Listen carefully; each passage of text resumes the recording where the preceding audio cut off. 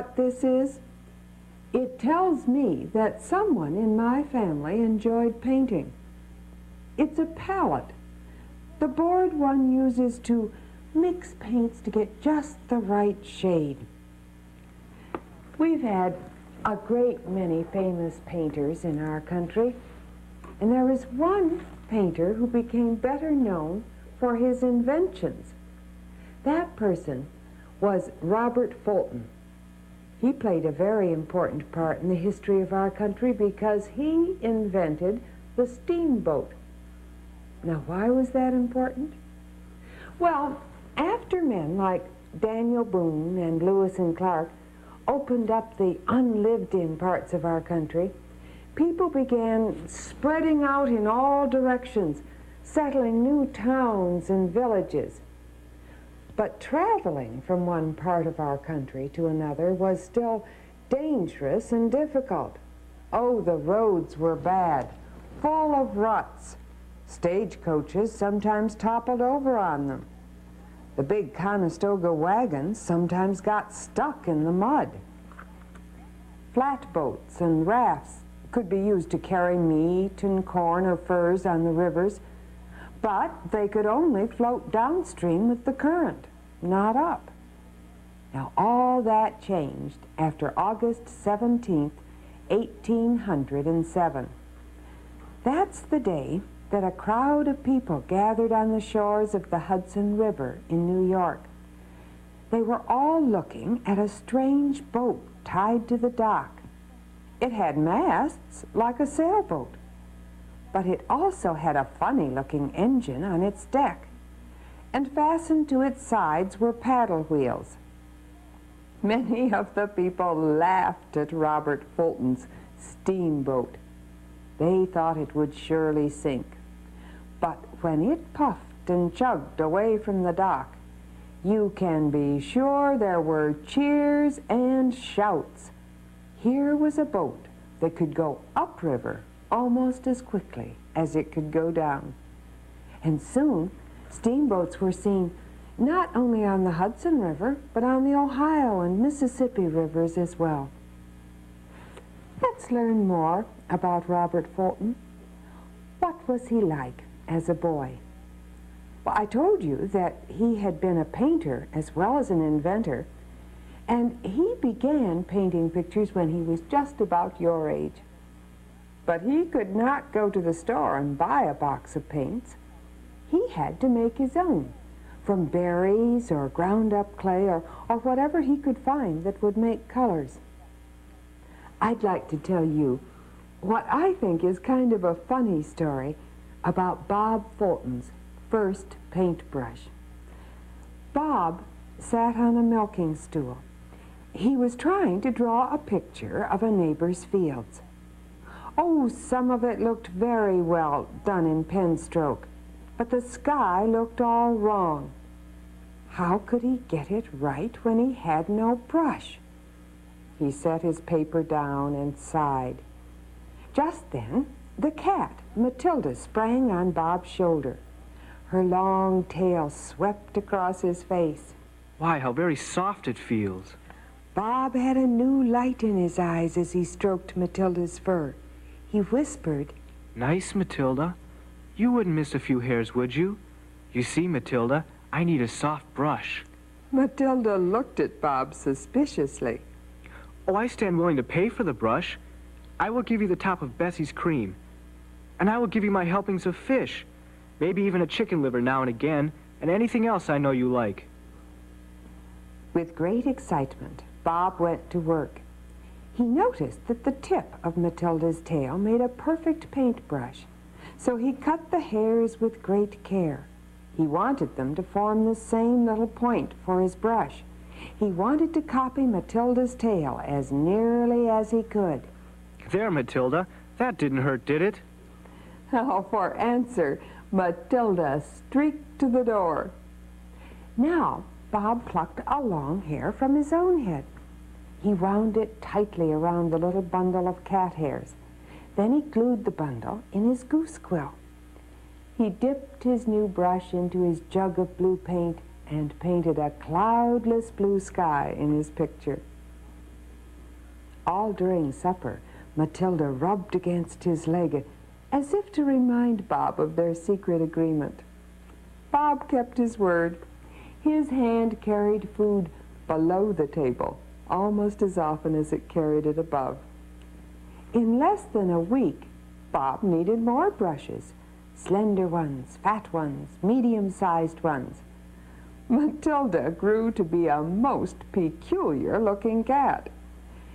She became plump as a pumpkin, but oh, her fur, it was as patchy as a ragbag. I think our cats can be very happy today that we buy our paintbrushes at a store. As a young man, Bob Fulton became a very successful painter in the city of Philadelphia. Why, Ben Franklin even asked him to paint his picture. But let's get back to the mind that invented the steamboat. I think the ideas for that might have begun on a fishing trip that Bob took as a young boy.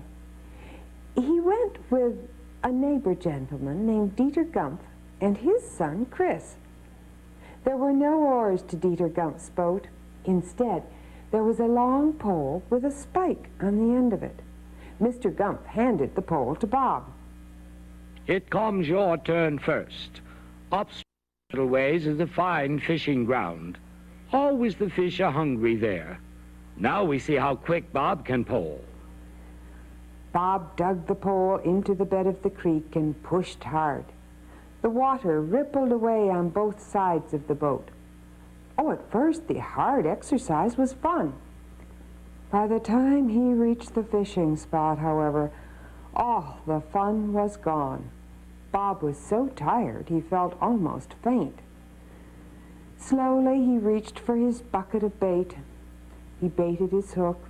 Slowly he cast his line into the water. Dieter Gumpf lighted his clay pipe and settled back to wait for the first nibble. Chris chewed on a piece of grass and waited for a fish to bite. Bob felt himself falling asleep. Suddenly, Dieter Gumpf was shaking him. Pull in your line. We move. I know a better spot. Now it comes Chris's turn to pole the boat. Pa, I'd sooner climb a tree heels up, or can't we stay here? Dieter Gumpf glared at his son. Chris argued no further. Slowly the boat began to move. They passed tidy Pennsylvania farms. They passed wooded hills with wild cherry trees in bloom. Finally, Dieter Gumpf exclaimed, Here it is we catch the fish. Whole strings of fish. Chris's face was scarlet. He slapped at a mosquito on his forehead. Dieter Gumpf shouted, Don't make so much noise. You boys are as jumpy as corn tassels. How you expect the fish to bite? Soon Dieter Gumpf's face grew red too. Oh, but not from exercise. Angrily he said, The people have built too many dams. They are killing the fish. Bob, we move upstream farther. Again it comes your turn to pole. Stand up, square your feet, push. Bob dug the pole into the river bottom. It took all his strength to push the boat out into the middle of the stream. Away from the shade of the trees, the sun blazed. It pricked Bob's skin. It made the water glare like a mirror in the sun. In only a few minutes, Bob was drenched in sweat. It ran down his face and dripped from his chin. The mosquitoes and flies were biting fiercely. They left great lumps on Bob's bare arms.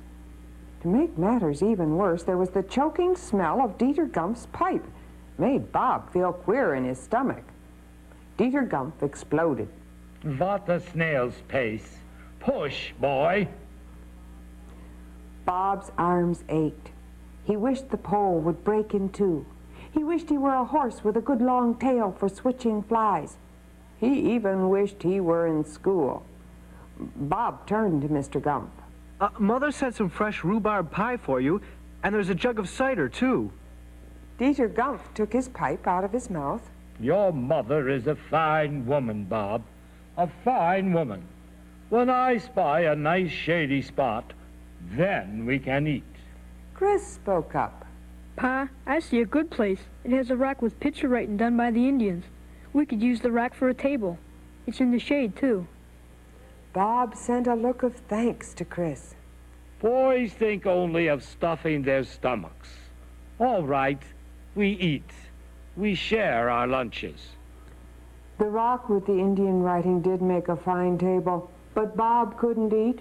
He was too tired. Dieter Gumpf, however, had a fine appetite, and he liked the looks of Bob's lunch better than his own. He went through the food greedily. When Bob's head stopped pounding, he turned to Mr. Gumpf. There must be an easier way to move a boat than by poling it, sir. Mr. Gumpf's stomach was full. He felt good. Yeah, William Henry thought so, too. he tried to find a way. You mean William Henry the gunsmith on Mill Creek? Yeah, he had ideas, too. Once he built himself a boat what ran with steam. Bob forgot he was tired. He sat up straight. A boat moved by steam? Did it work, sir? Our kid made 2, 3 trips. Then comes a storm. The boat sinks. Kerplunk. Like a rock she sinks. Bob sharpened a stick with his jackknife. Eagerly, he handed it to Mr. Gumpf. Here, Mr. Gumpf. Please draw a picture of how the boat worked. Mr. Gumpf threw the stick into the water. It didn't work, I tell you. Anyone knows that boats have to be poled. Some people are always trying to get out of work. Now leave me alone.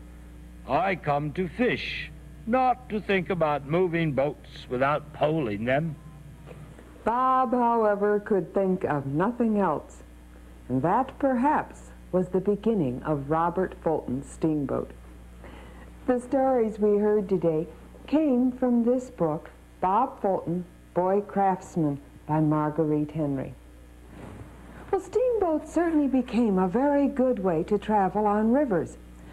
But how could one get to the farmers and other settlers who lived away from the rivers? Do I hear music? Well, I think we must have a musical ghost in this attic. And I know that song. Do you? Yes, it's the Erie Canal. We have a ghost who answered my question. Canals were built so people could travel by water, even though they didn't live near a river. Flat-bottom boats were pulled along the canals by horses or mules. It was a slow way to travel, but a safe and a comfortable way. I hope you'll travel back to my attic again soon. Will you? Good. Goodbye.